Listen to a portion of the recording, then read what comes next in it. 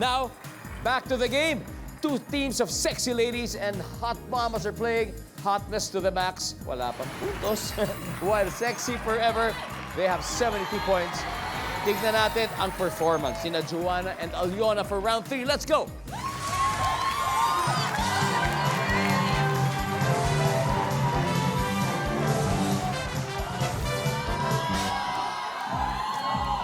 Wow! Si Joanna, fluent siya sa Nihongo. Yes.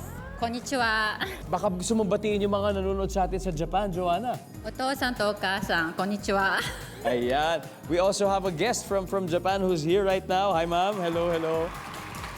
Here we go. Double points ang pinaglalaban nila. Humahabol ang hotness to the max. Kailangan nila masagot ng tama ito. Top 6 answers are on the board. Nakakita ka na naglalabing-labing na anong hayop? Go. Aliona. Sa bed. Ang tanong ay, nakakita ka na ng naglalabing-labing na anong hayop? Oh, pero baka you just got it mixed up, pero I get what you're saying. I'm sure wala yung bed dito, pero check na pa rin natin. The bed. Wala. Joanna. Cat. Cat. Nakakita ka na talaga. Maingay ba sila o tahimik? Maingay. Maingay. Sabi ni Joanna, cat. Yes, nandyan, Joanna. Pass or play? Play. Let's go. Let's play round 3. First time maglaro ang hotness to the max. Makabawi kaya sila, we'll see. Nakakita ka na naglalabing-labing na anong hayop, Rain? Aso. Yan. Marami yan sa kalye. Kahit anong kanto, may mga ikita ka. marami yan. Sobra. Nandyan ba ang mga aso? Jonica, nakakita ka na naglalabing-labing na anong hayop? Kabayo. Kabayo! Nandyan ba ang kabayo? Wala, Aya.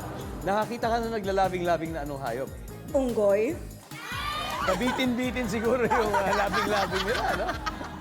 Unggoy! Yes. Joanna, ano pa kayang hayop? Nakakita ka na naglalabing-labing na anong hayop? Ipis. Ipis! Wow, paano kaya naglalabing-labing mga ipis, ha? Oh, nakikita ko nakadikit. Nandyan ba ang ipis? Ang galing mo. Rain, nakakita ka na yung naglalabing-labing na anong hayop? Siyempre, tigre. Parang pusa na malaki lang, no? Oo, parang pusa lang din yan eh. Parang pusang malaki lang. Ang tigre. Jonica, we have one last chance. Nakakita ka na naglalabing-labing na anong hayop? Butiki. Butike. Nandyan ba ang butike? Wala. Ano kaya ito, Ma'am Katrina? Nakakita ka na ng naglalabing-labing na anong hayop? Kambing. Kambing. Ma'am Aliona. Ibon.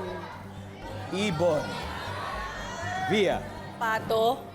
Pato. Patong nakapatong din.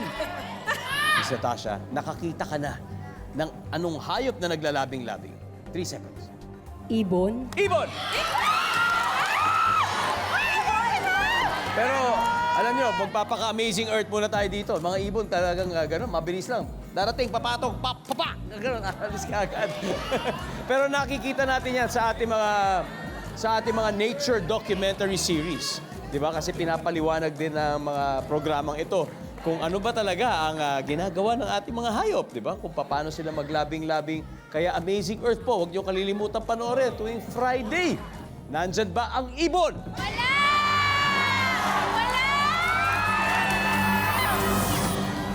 Malalaman natin sa pagbabalik ng Family Feud.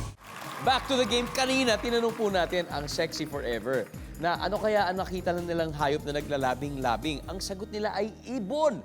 Kung tama ang sagot ng ibon, makukuha nila ang naipong puntos ng hotness to the max, making their lead super big. Alamin natin ang sabi ng survey sa ibon.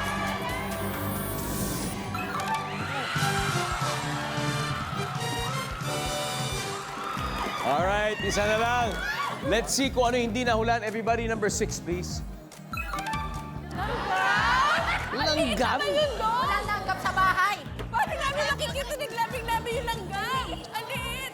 Recap tayo ng scores. Leading with 266 points ang Sexy Forever habang wala pang puntos ang Hotness to the Max.